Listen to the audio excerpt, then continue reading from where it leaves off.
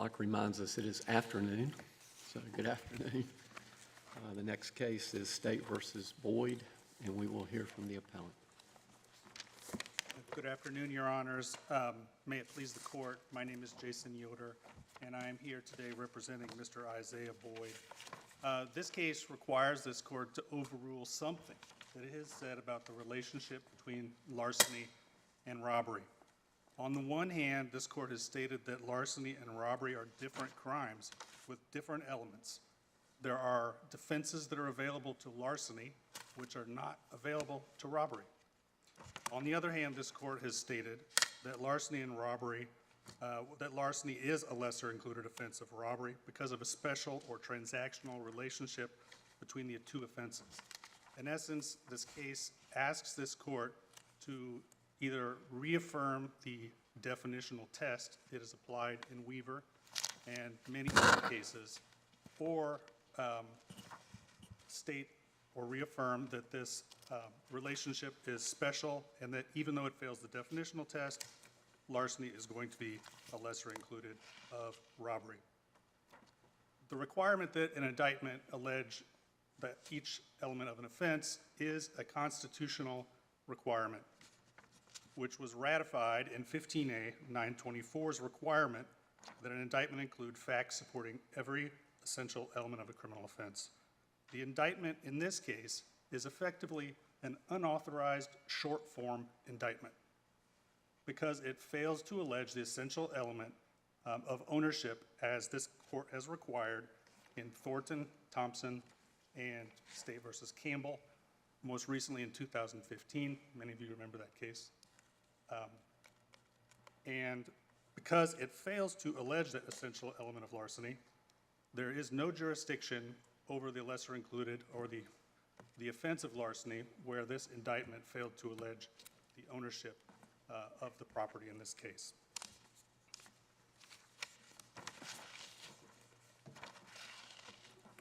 The element of ownership is used for multiple reasons. First, ownership is an element of larceny because you have to have the intent to deprive the owner of the property, and it has to be without the owner's consent.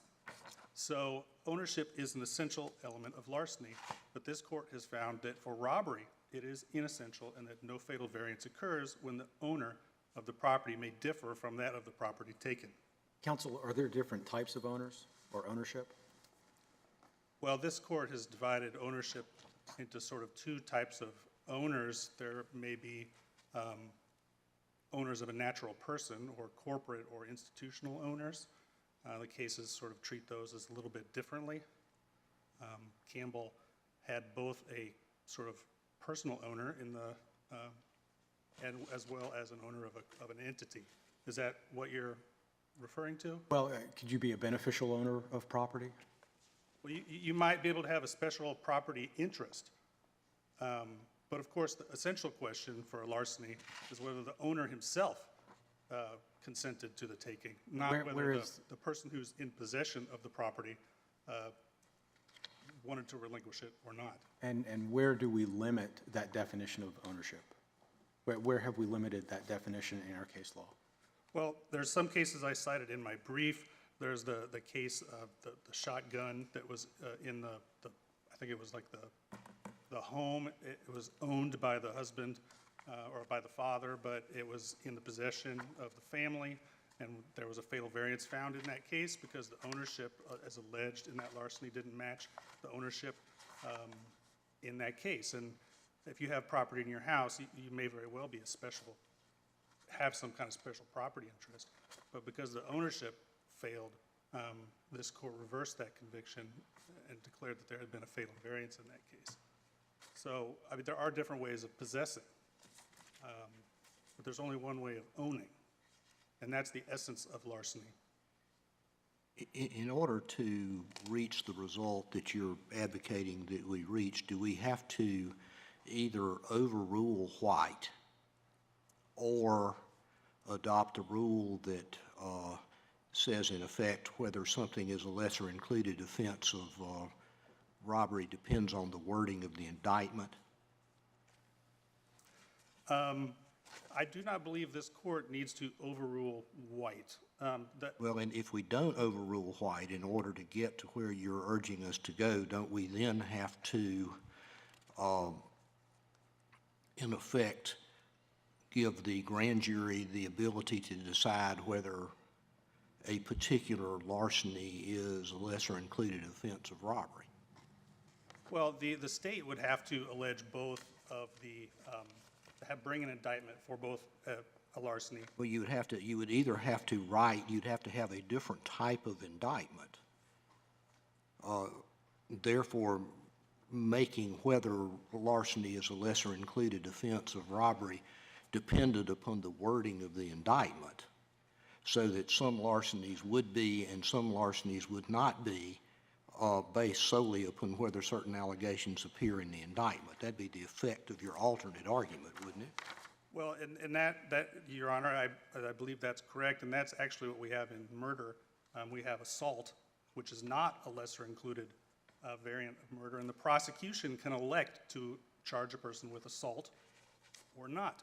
It's their election. Do you know of any instance in which how a particular indictment is worded governs whether a particular crime, not a particular offense, but a particular criminal act is or isn't a lesser included offense of a greater offense? Well, certainly there are cases where an indictment has failed to allege or has alleged incorrectly a crime, and the Court of Appeals has found that there was jurisdiction over an alternate crime, but not the crime the state had attempted to prosecute. Well, that's a variance question and not a sufficiency question, isn't it? Well, a variance, it typically would be considered a variance is where you prove. A case involving a variant does not involve a fatal defect in the indictment. My understanding of your argument here is you're contending that there is a fatal defect to the extent that this indictment alleges larceny. That's correct. And so there's a difference between a fatal defect and a variance, isn't there? There is. A variance typically occurs where a factual allegation differs from that's brought in the indictment, Right. But it proves the exact same offense. So instead of, a fatal variance is where the state alleges the murder of A, but at trial proves the murder of B. It's still a murder, and the indictment is sufficient as to all the elements. Here, there can be no fatal variance because the owner is never alleged. So the defense against larceny, which is typically available to every defendant, is completely unavailable because the state has not alleged the essential element that is there for notice and the ownership element of the offense.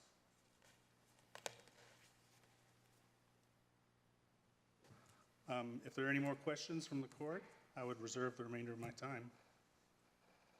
Thank you, counsel. We'll hear from the appellee.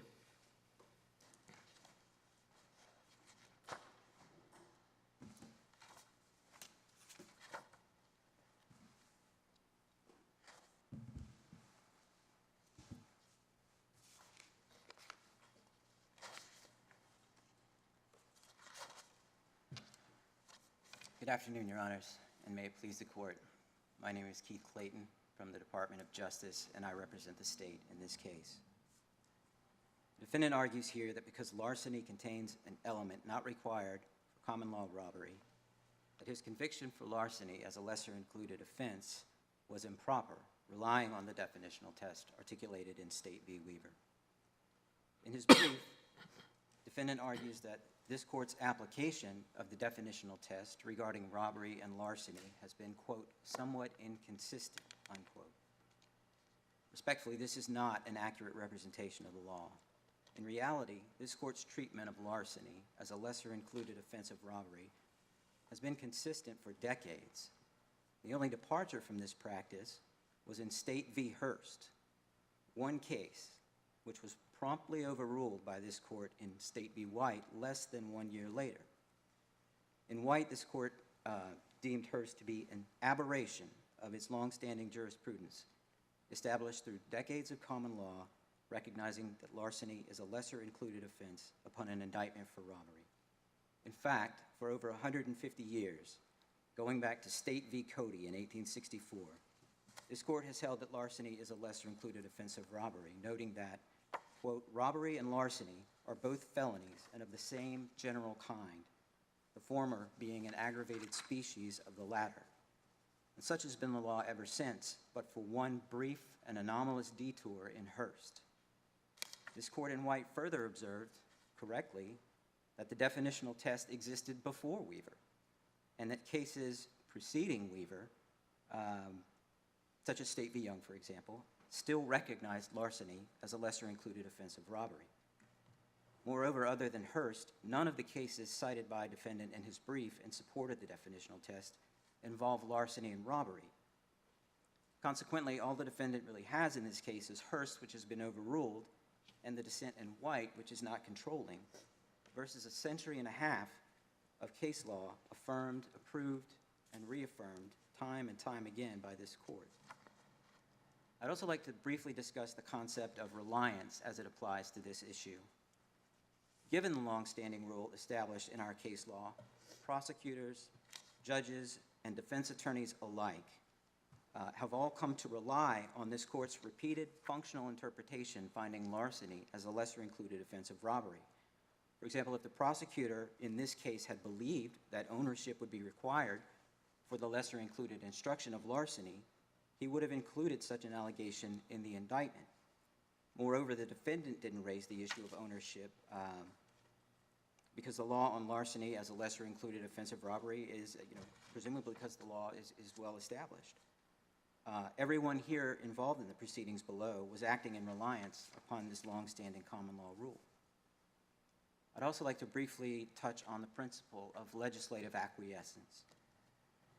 In State v. Jones from 2004, cited in the state's Memorandum of Additional Authority, this court discussed and applied the principle of legislative acquiescence in the criminal context when the General Assembly failed to intervene in light of a long-standing judicial practice.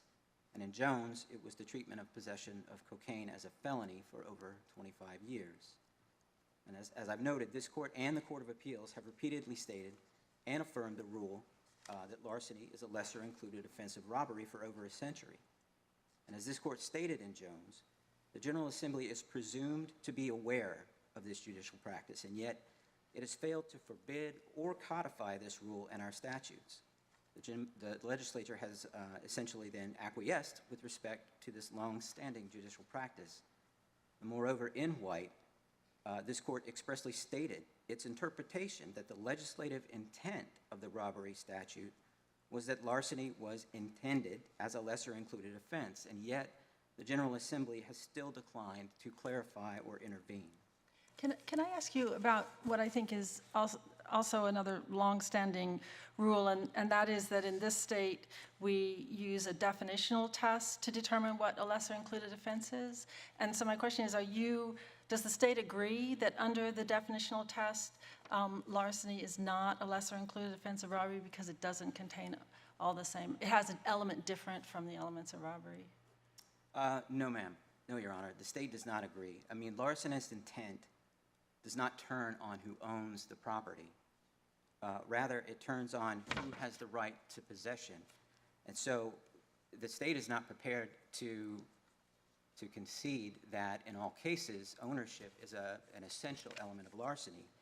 I mean, here, during both the charge conference and the jury instructions, when the court was reciting the elements of larceny, it used the term victim, not owner. Must take the property without the victim's consent, and so on. But doesn't that bump up against another set of precedents which say that an indictment for larceny needs to identify the owner of the property? Well, let me use a hypothetical to try and answer that question. Let's assume that Mr. Patterson found the game like the night before and then decided to put it on eBay or Letgo or whatever it was the next day, and all the other facts are the same. He meets the defendant snatches the property, pushes Mr. Patterson down, threatens him, and leaves with the property, and the property's gone. I mean, can we say in that instance that a larceny against the person did not occur? course a larceny from the person occurred.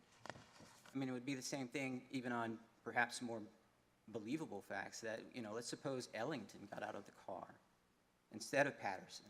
Again, the same facts.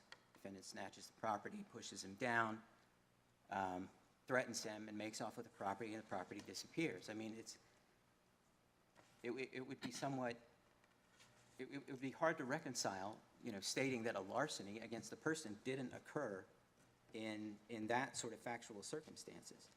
I mean, so when you take sort of that notion and you look at the fact that this court for over 100 years has affirmed and restated, this fact that larceny is a lesser included offense of robbery.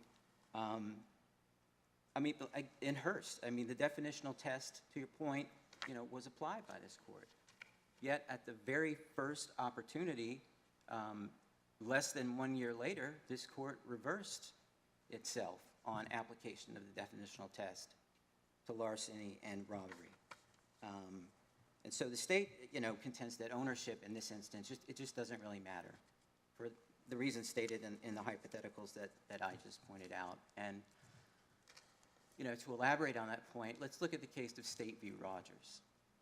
In State v. Rogers, you had a robbery of an employee who was on duty at his place of employment. And in that case, the indictment actually did name an owner, and it named the employee as the owner. And that actually turned out to be incorrect. The property was owned by the store. But in that case, this court held that the lesser included instruction was not given in error, but that even if it had been, a lesser included instruction is not prejudicial to the defendant, but it's actually prejudicial to the state. And that court stated, I believe, quote, that an error on the side of mercy is not reversible. So there, I mean, you have an instance where an owner was named and it was the wrong owner, yet this court held that there was no error, or alternatively, that if there was error, that it was not prejudicial to the defendant. So, I think in this case, the defendant has taken an instruction that he sought in the trial court below to use as a shield from greater liability for the greater crime, and is now trying to use that same instruction that the defendant requested as a sword on appeal to say that his conviction was improper and to have that conviction reversed.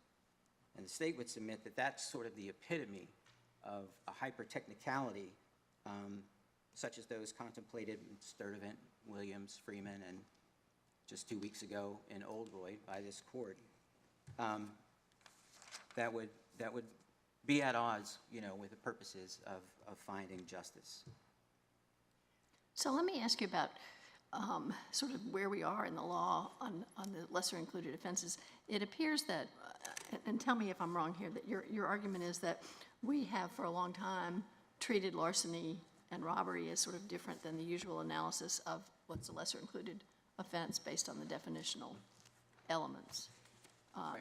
And it appears that the court in White was fairly divided on the issue, and the dissent basically said, there's really not any reason to do this except that we've done it before and we think it's a bad rule.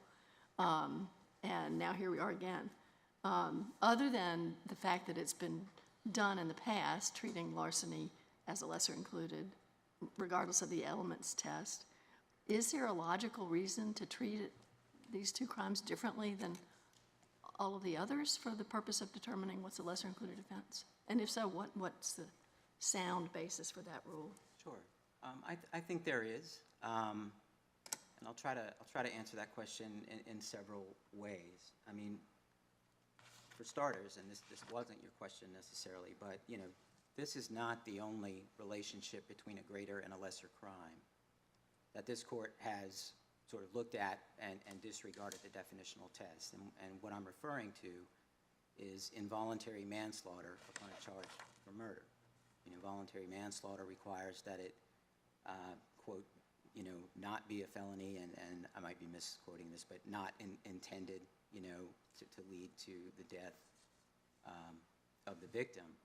And of course, those are elements that are not present for murder, but this court has, continuously allowed, involuntary manslaughter to be treated as a lesser included offense of murder. But I think if, importantly, I think if you look, as I alluded to a moment ago, at the purpose and the requirements of an indictment, the constitutional purposes of indictments, as this court well knows, are to identify, clearly the crime being charged, thereby putting the defendant on notice to defend against it and prepare for trial, and to protect the defendant from being jeopardized more than once for the same crime. And,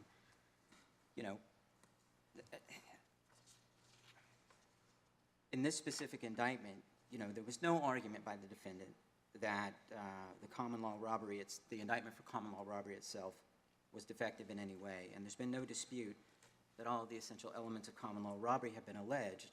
And there was no argument below that the defendant did not have adequate notice of the charges against him. And even on appeal, there's been no argument really as to how the state could prosecute the defendant again for the same crime. And even more specifically, there's been no explanation as to how this lack of an ownership allegation would either expose him to double jeopardy or adversely affected his ability to prepare for trial. And so, as I mentioned a moment ago, in response to Justice Earls, this indictment is sufficient to establish, larcenous intent, and to put this defendant on notice of what charges he would be called upon to meet at trial. And I think if we look back, again, at some of this court's precedents, this court has consistently rejected these hyper-technical approaches to indictments in favor of a flexible functional analysis. And for example, in State v. Sturdivant, this court stated that it is, quote, not the function of an indictment to bind the hands of the state with technical rules of pleading. And more recently in State v. Williams from 2016, this court stated that it is no longer bound by strict pleading requirements of the common law and observed that, quote, contemporary criminal pleading requirements have been designed to remove from our law unnecessary technicalities which tend to obstruct justice. This court has made clear in these cases that it does not favor justice to allow a defendant to escape merited punishment based upon an unnecessary technicality.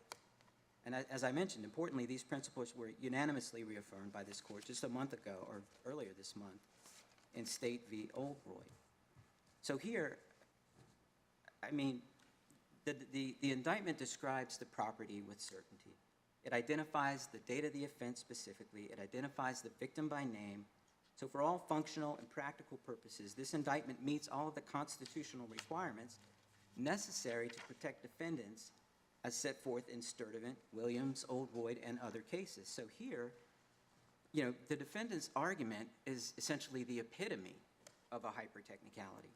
Well, the defendant does argue that the indictment was sufficient to charge robbery, but not sufficient to support the charge of larceny because it didn't include all of the elements. Well, as I mentioned before, the state is not prepared to concede that in all cases, ownership is an essential element. And I think the question was raised when Mr. Yoder was speaking. This is not necessarily the case to kind of get down into the ownership weeds on, quite frankly. Ownership is not an issue in this case. As I mentioned in my hypotheticals, had someone else, not the owner, been the person who met the defendant and engaged in this exchange and was, the property was taken and was assaulted, ownership would have no bearing on the defendant's guilt here.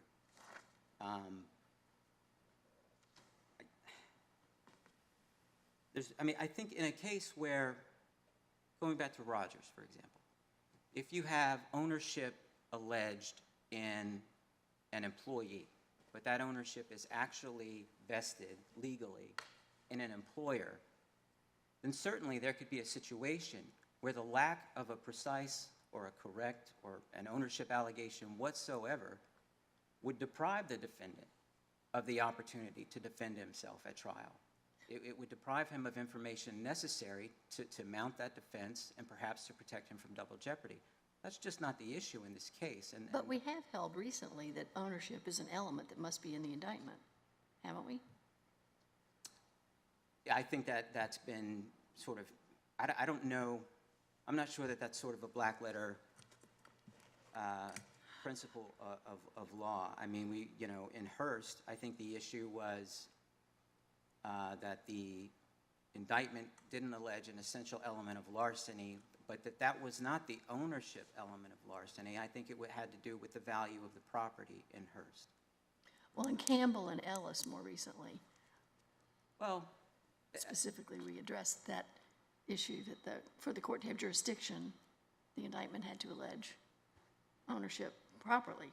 well, I think in Ellis, there were other issues factually in play there. I'm not as familiar with that case, perhaps, as I would like to be standing before you now, but I know that that had to do with whether an entity, could own property and whether that ownership allegation had to be present in the indictment. But again, that's sort of that situation where we're not looking at, an individual where a crime is clearly, a larceny from the person has clearly occurred. Well, whether that's an issue here or not, let's assume that we've addressed that issue recently. What would be the logical or sound reason to carve out an exception to the definitional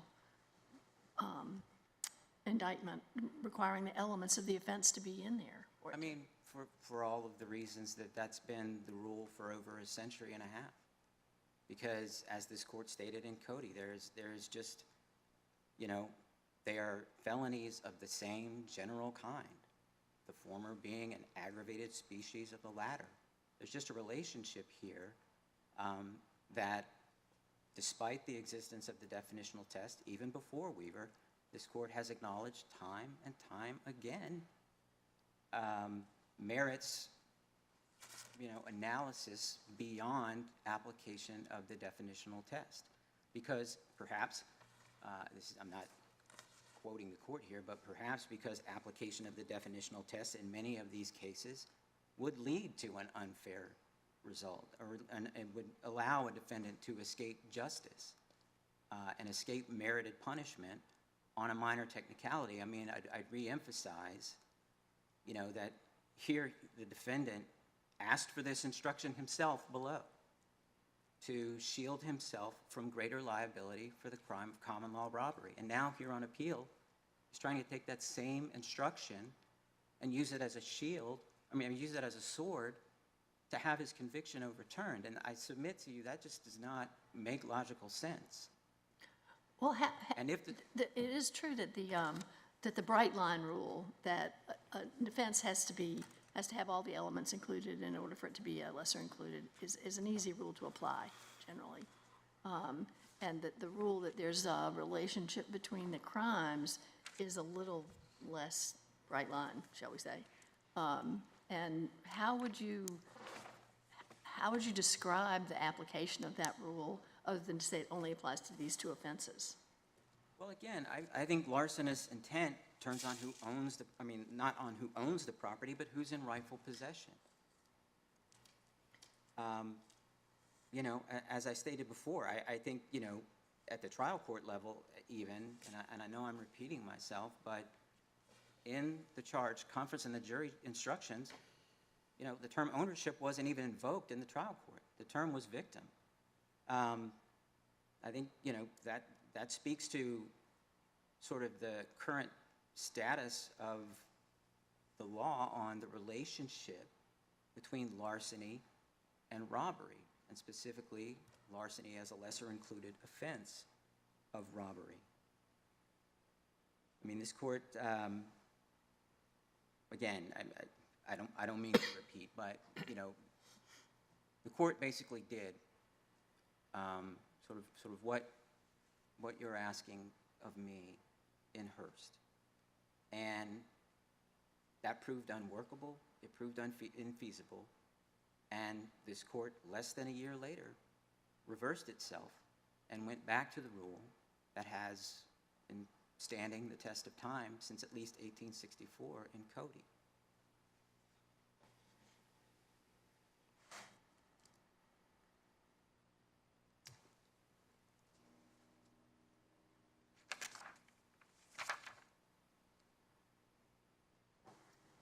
I think I'd like to just reemphasize, too, that This defendant, never argued that the indictment was flawed in the trial court below. He hasn't made a colorable argument as to how the absence of this ownership allegation has prejudiced him in any way, prevented him from mounting his defense, prevented him from being able to prepare to meet the charge against him. And there's certainly been no argument as to how he could be jeopardized again for this same crime. And as such, his argument is completely at odds with the principles that I've mentioned, that this court has endorsed in Sturtevant and again, just 2 weeks ago in Old Roy. And I think, if ownership had been essential in this case to the defendant's preparation for trial and to his preparation for defending against these charges, he could have moved for a bill of particulars if he believed that he couldn't defend this charge without knowing the legal name of the individual or entity that owned the property, but he didn't do this. And so, I've mentioned that even if this instruction were given in error, which the state does not believe that it was, but even if it were, this court has repeatedly held, not just in Rogers, but in other cases, that an instruction, a lesser included instruction given in error, is not prejudicial to the defendant. It's actually beneficial to the defendant, prejudicial to the state.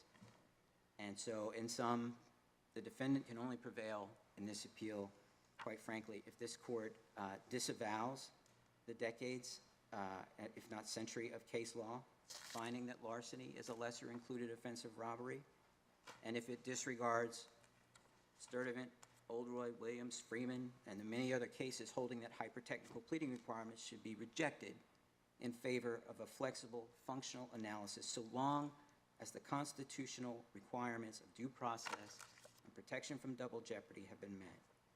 The indictment in this case satisfied these constitutional requirements. The defendant had proper notice, he was able to prepare his defense, and he could not be retried for the same crime. And so for these reasons, as well as those stated in the state's brief, the state asks that this court affirm the Court of Appeals and the judgment and sentence below. Thank you. Thank you. Rebuttal?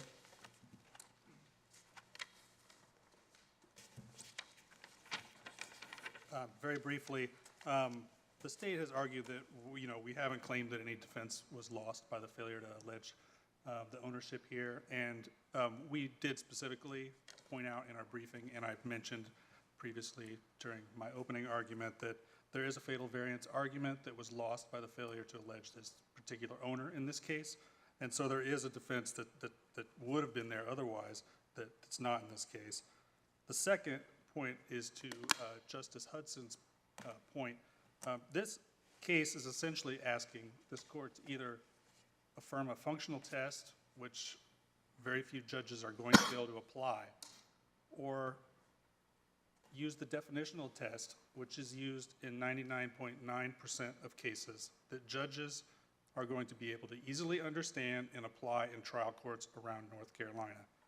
And we are merely asking this court to apply the simple test that it has applied in almost every case as to whether one charge is a lesser of another, and to whether the indictment would support that lesser instruction. Your colleague has said that the defendant asked for this instruction. Is that true? And if so, why is this not invited error? Well, this case is not about an instruction. This case is about whether the indictment, if the indictment is defective. No, it never would have come up, but what your client apparently asked for the instruction. Is that right? I would have to look at that, Your Honor. I am not 100% sure. I believe he may have requested that instruction. So if he requested it, how is that not invited error? Well, this court has said that a court lacks jurisdiction to proceed on a charge if the indictment is fatally defective. So there would be no ability to proceed at all on the lesser instruction in this case But if if he the asked indictment for it, didn't charge it.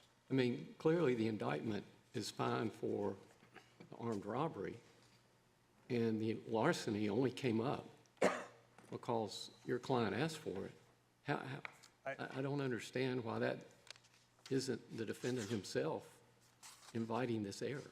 Very briefly, you just said it was sufficient for armed robbery. Well, But this or- is actually I'm a sorry, common law common law. robbery case, so I'd want to Okay, make that distinction. I misstated. There's a lot of confusion in these cases about the armed robbery and common law robbery and discussions about them. The Hearst and the White line of cases in Young, almost all those are, well, White and Hearst are about armed robbery. That should be clarified. And neither of those cases actually address the specific issue that's in this case as to the ownership element. But isn't the general rule that an indictment for a greater offense is sufficient to support a conviction for a lesser included? That is the general rule. You are correct.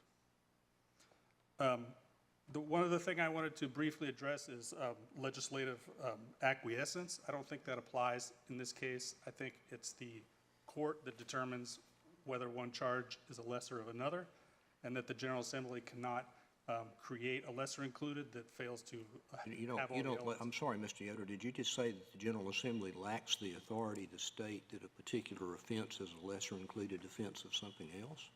That is correct. Can you cite me anything that says that?